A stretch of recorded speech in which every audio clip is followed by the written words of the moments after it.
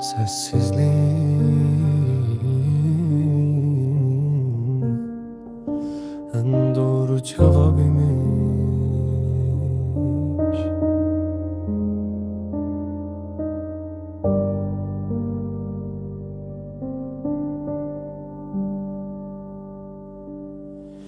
İnsan bezen etmir, sadece içinden çıxır, güzgüye baxıram.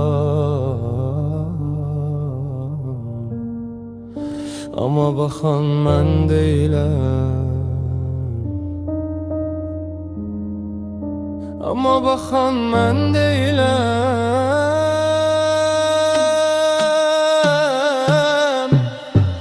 Düşünmək yorur məni, amma dayana bilmirəm.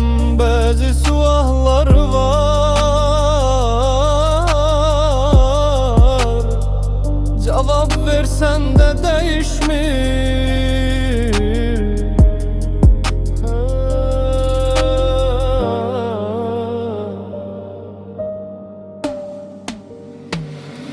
Mən yaxşı deyiləm, sadəcə öyrəşmişəm. Hər şey yerindədir, amma heç nə əvvəlki deyil. Mən yaxşı deyiləm, sadəcə öyrəşmişəm. Hər şey yerindədir, amma heç nə əvvəlki deyil. Vaxt keçir deyirlər, amma nə yaparır, eyni səhvlər qalır.